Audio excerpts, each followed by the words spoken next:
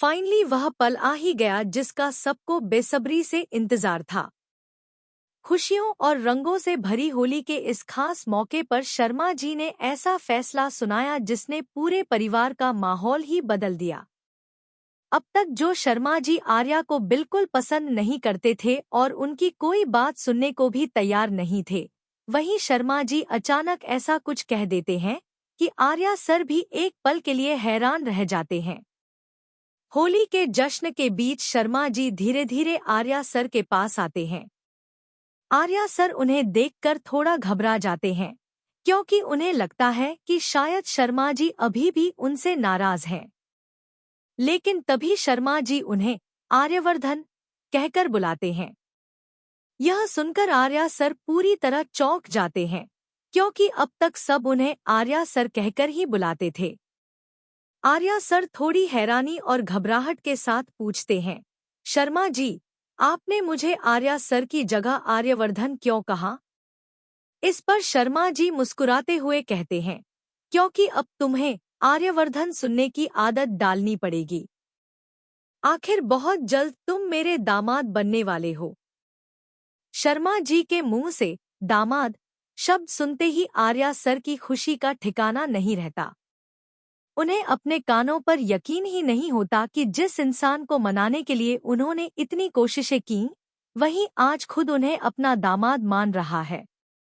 यह सुनकर अनु भी बेहद खुश हो जाती है और पूरे परिवार के चेहरे पर मुस्कान आ जाती है। लेकिन यहाँ सवाल यह उठता है कि जो शर्मा जी अभी तक आर्या से नाराज थे, उनका दिल अचानक कैसे बदल गया? दरअसल इससे पहले एक ऐसा वाकया हुआ जिसने शर्मा जी की सोच पूरी तरह बदल दी।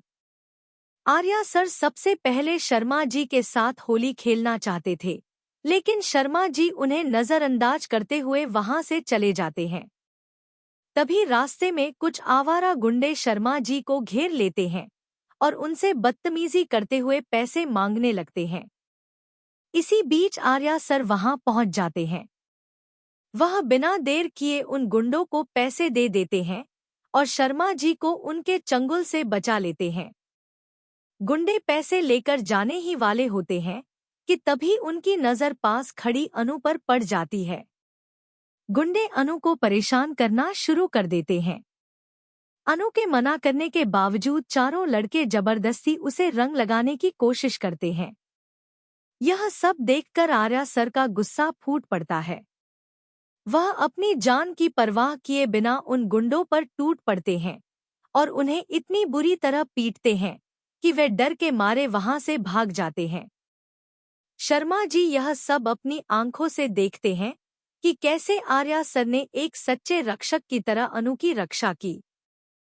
गुंडों के जाने के बाद अनु रोते हुए अपने पापा के पास जाती है और भावुक होकर कहती है, पापा, आर्या सर आपको मनाने के लिए वह सब कर रहे हैं जो आपको पसंद है, फिर भी आप क्यों नहीं मान रहे?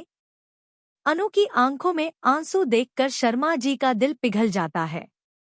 उन्हें एहसास होता है कि आर्या सर सच में उनकी बेटी से सच्चा प्यार करते हैं और उसकी रक्षा के लिए किसी भी हद तक जा सकते हैं। बस यही पल था जब शर्मा जी का दिल पूरी तरह बदल गया। वर्तमान में वापस आते हैं, जहां शर्मा जी के इस फैसले के बाद पूरे मोहल्ले का माहौल खुशियों से भर जाता है। शर्मा जी खुद अपने हाथों से सबसे पहले आर्या सर को रंग लगाते हैं। उसके बाद आर्या सर प्यार से अनु को रंग लगाते हैं और अनु भी मुस्कुराते हुए उन्हें रंग लगा देती है। पुष्पा जी भी यह सब देखकर बेहद खुश हो जाती हैं, क्योंकि आखिरकार उनकी बेटी की जिंदगी में खुशियां लौट आई हैं। इसके बाद पूरा परिवार एक साथ मिलकर डांस करता है, ढेर सारी मस्ती होती है और होली का जश्न और भी रंगीन हो जाता है। लेकिन कहानी में अभी बड़ा ट्विस्ट बाकी है। जहां एक तरफ सब लोग खुशियों में डूबे हुए हैं, वहीं दूसरी तरफ छिपकर बैठा रघुपति कुछ और ही सोच रहा है। गुंडों से पिटाई के बाद भी वह शांत नहीं बैठा है। वह मन ही मन एक नई और खौफनाक चाल की तैयारी कर रहा है।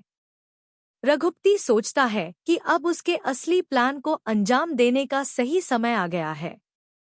उधर मीरा भी बेसब्री से रघुपति के अगले कदम का इंतजार कर रही है। अब देखने वाली बात यह होगी कि क्या रघुपति की यह नई साजिश आर्या और अनु की खुशियों को फिर से खतरे में डाल देगी या इस बार सच और प्यार की जीत होगी। आपको क्या लगता है आगे क्या होने वाला है? अपनी राय जरूर बताइए।